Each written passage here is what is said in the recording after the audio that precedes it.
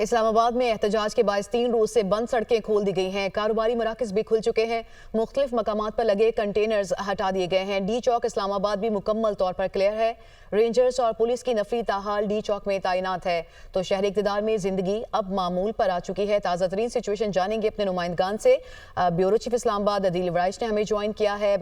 अवैस अब्बासी भी हमारे साथ होंगे और फौजिया अली ने भी हमें ज्वाइन किया। तो सबसे पहले बात करेंगे अदील वराइश से।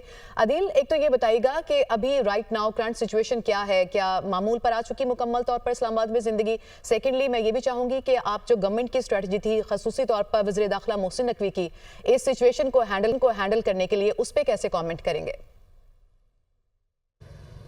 देखें, इस वक्त का इस्लामाबाद एक पुरएतमाद इस्लामाबाद है और इस्लामाबाद के पुरएतमाद होने की वजह यहाँ की पुरएतमाद इंतज़ामिया है, जिसने एक क्राइसिस सिचुएशन को जिस तरह से हैंडल किया और उसके बाद आज का डी चौक एक डिफरेंट मंजर पेश कर रहा है।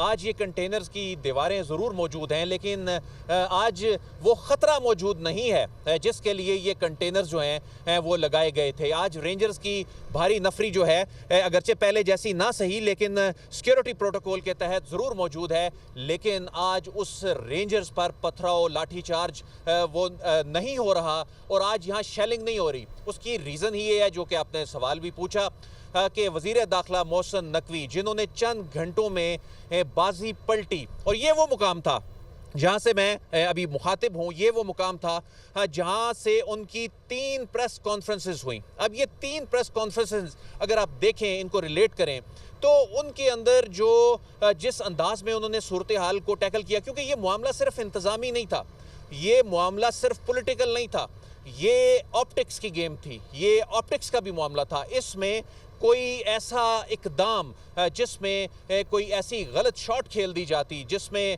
हुकूमत की जो विकेट है उसको नुकसान पहुंच सकता था, तो इसको सेंसिबली डील करना, यानी डी चौक पे आने वाले धरनों को जिस तरह से माजी में टैकल किया जाता है, यहाँ पर आने वाले एहतजाज को जिस तरह से टैकल किया जाता है, तो इस मरतबा तो एक बड़ी ही मुख्तलिफ हिकमत अमली थी। इवन जब ऑपरेशन भी करना था, उस ऑपरेशन से पहले, कुछ देर पहले ये डिसीजन लिया गया और उसको अनाउंस नहीं किया गया कि हम ऑपरेशन करने जा रहे हैं। उसमें पुलिस का जो एक इजलास हुआ, मोहसिन नकवी साहब उसको जब हेड कर रहे थे, और उसमें रेंजर्स को भी चूंकि वो हेड करते हैं इंतज़ामी तौर पे, तो ऐसे में ये कैलकुलेटेड मूव थी कि इतनी देर में, ये 2 से 2.5 घंटे में, तो ये बड़ी कैलकुलेटेड मूव थी गवर्नमेंट की और ऑप्टिक्स की गेम थी, और जो गवर्नमेंट है उसने बहुत अच्छे तरीके से इसको हैंडल किया। अदील, आप हमारे साथ ही मौजूद रहिएगा। फौजिया अली की तरफ चलते हैं। फौजिया, आप बताइएगा, आप इस्लामाबाद के किस मुकाम पर मौजूद हैं और यहाँ पे मामूलाते जिंदगी की क्या सिचुएशन है राइट नाउ? अच्छा, बिल्कुल, जिस तरह अदील साहब ने भी बताया कि इस वक्त इस्लामाबाद जो है वो बहुत पुरसकून है। जो मामूलाते ज़िंदगी हैं वो मामूल पर हैं। इस्लामाबाद की अहम शहराएँ हों या फिर मार्केट्स हों, हम देख रहे हैं कि चहल पहल है, ट्रैफिक की आमदोरफ्त जो है वो जारी है। सुबह सवेरे हमने देखा कि कंटेनर्स जो हैं इस्लामाबाद के मुख्तलिफ मकामात पर जो कंटेनर्स लगाए गए थे, अहकामात के मुताबिक उन कंटेनर्स को जो है वो उठाया गया, और जहाँ पर कंटेनर्स अभी भी मौजूद हैं, तो यही इंतज़ामिया की जानिब से अहकामात दिए गए कि आज शाम तक जो है वो तमाम तर जो रास्ते हैं उनको जो है वो क्लियर किया जाए।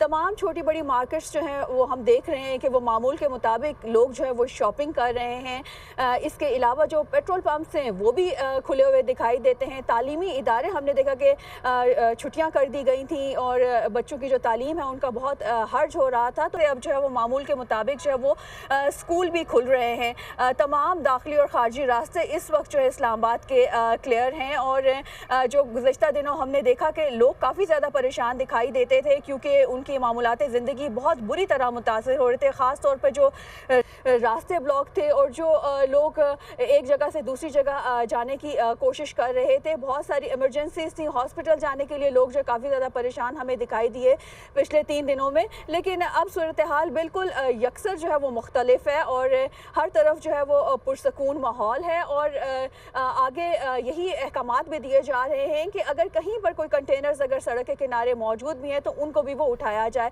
सुबह सवेरे हमने देखा कि डी चौक को मुकम्मल तौर पर जो है वो क्लियर किया गया। वहाँ पर जो मरकज़ी तहरीक इंसाफ का जो कंटेनर था वो नजर आतिश हुआ था गुज़िश्ता रात, तो वो पड़ा हुआ था। उसकी वजह से जो आमदोरफ्त जो है वो मुतासर हो रही थी। तो हमने देखा कि दिन के औकात में क्रेन से वो भी वहाँ से क्लियर किया तो मामलाते ज़िंदगी अब बहाल हो रहे हैं। फौज चलिए, आप हमारे साथ ही मौजूद रहेगा। अवैस अब्बासी भी हमारे साथ हैं, उनसे भी तफसीलात लेते हैं। अवैस अब्बासी, आप भी बताइएगा कि आप किस मुकाम पर मौजूद हैं? यहाँ पे मामलाते ज़िंदगी बहाल हो गए क्या?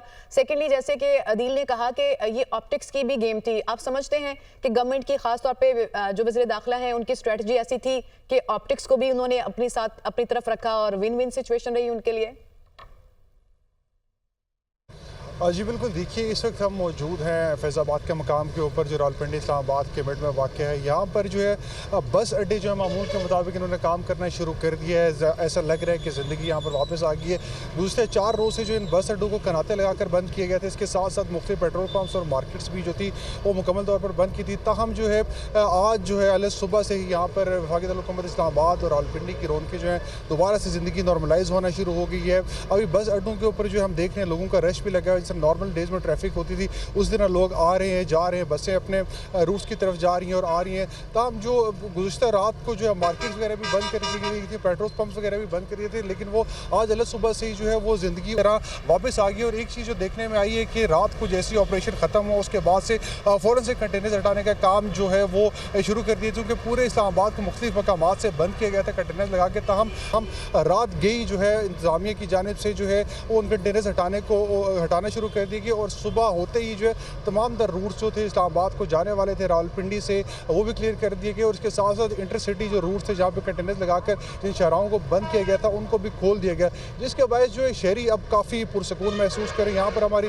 शहरियों से बात भी हुई, गुज़श्ता 4 रोज़ उन्हें मुश्किलात का सामना करना पड़ा, ताहम अभी वो खुश हैं कि अभी मामलात ज़िंदगी दोबारा से नॉर्मल ज़िंदगी अपने रूटीन के ऊपर आ गई है। और जो दूसरे शहरों में जिन्होंने ट्रैवल करना था बस अड्डों से, वो उनकी ट्रैवलिंग भी जारी है और दूसरे शहरों से आने वालों का सिलसिला भी जारी है। कल जो है तमाम तालीमी इदारे दफातर अपने मामूल के मुताबिक खुलेंगे, तो उस हवाले से जो है एक्टिविटी वफाकी दारुल-हुकूमत में दोबारा जो अपने मामूलात के मुताबिक स्टार्ट हो चुकी है। सही है, वैसे आप हमारे साथ ही मौजूद रहेगा। एक बार फिर हम अदील वराइज की जानिब जाएंगे। अदील, अभी हमने ये तो डिस्कस किया कि लाइफ जो है अब नॉर्मल हो रही है दोबारा से, लेकिन मैं आपसे ये भी चाहती हूँ कि आप जो गुज़िश्ता 3-4 रोज़ में हुआ उसकी डिटेल्स भी हमसे शेयर करें, क्योंकि हम देखते हैं कि बड़ी मुतज़ाद किस्म की खबरें और ख़ासतौर पर फेक न्यूज़ सोशल मीडिया पर चलती है।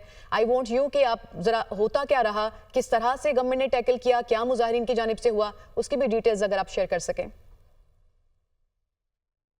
देखिए, जब जो काफिला था तहरीक इंसाफ के मुजाहिरीन का, जब वो पंजाब में एंटर हुआ और उसके बाद इस्लामाबाद की जुरिस्डिक्शन में एंटर हुआ जहाँ से वज़ीर दाखिला की जुरिस्डिक्शन भी शुरू होती थी, तो इससे यानी इस मरतबा जो हुकूमत की स्ट्रेटजी थी वो बड़ी हैरान कुन थी।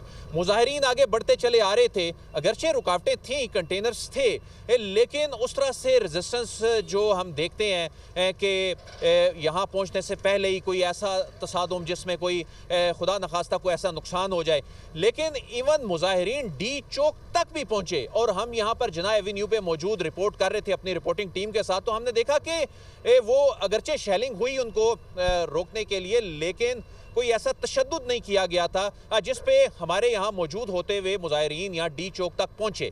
लेकिन ये वो रेड लाइन थी और ये अनाउंस किया गया था, जो इंतज़ामिया थी, जो हुकूमत थी, मोहसिन नकवी, उन्होंने ये अनाउंस किया कि ये रेड लाइन है, इसको आप टच करेंगे, क्रॉस करेंगे तो उस पर फिर हम अपनी हिकमत अमली जो है, जो उन्होंने जाहिर नहीं की, सियासी बयानात नहीं दिए, उन्होंने फिर एग्जीक्यूट किया। और उस एग्जीक्यूशन में कम ही देखने को ऐसा मिलता है कि इस तरह के मामलात, हसास तरीन मामलात को इस तरह से टैकल किया जाए कि ऑप्टिक्स के मामले में भी आप उसको टैकल कर लें, पॉलिटिकल भी उसको टैकल कर लें। और उसमें हम देखते ये हैं कि पाकिस्तान तहरीक इंसाफ की लीडरशिप ने खुद बैकफुट पे जाके जो एक हुकूमती नैरेटिव जो बेसिकली जिसको ऑन करना बहुत मुश्किल होता है, तो कल खुद पाकिस्तान तहरीक इंसाफ की अपनी लीडरशिप ने ये मौका दिया कि जिस तरह से उन्होंने दावे किए हुए थे, जिस तरह से उन्होंने लोगों को चार्ज करके यहाँ पर वो लेकर आए थे और यहाँ पर आके खुद उनका जो अपना कंडक्ट था, जिस तरह से वो यहाँ से फरार हुए